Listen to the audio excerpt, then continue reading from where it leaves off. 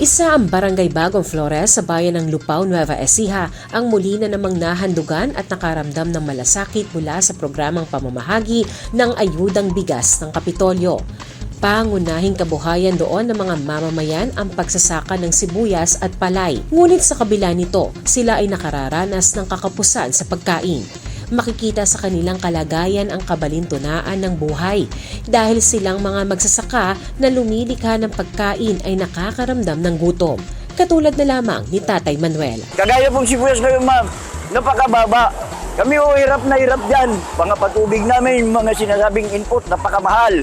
Kaya wala kami ibang hangad kundi pakitulungan niyo po kami para kami na magsasaka ay mabuhay ng mayos. Sa kabila ng mga hamon na hinaharap ng mga magsasaka sa Bagong Flores, hindi sila nawala ng pag-asa.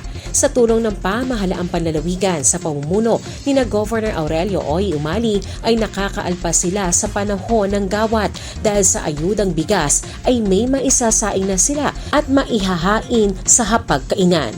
Natutulungan din ng mga magsasaka sapagkat sa kanila binibili ang palay na ipinamamahaging ayudang bigas ng pamahalaang panlalawigan ng Nueva Ecija sa pamamagitan ng Provincial Food Council.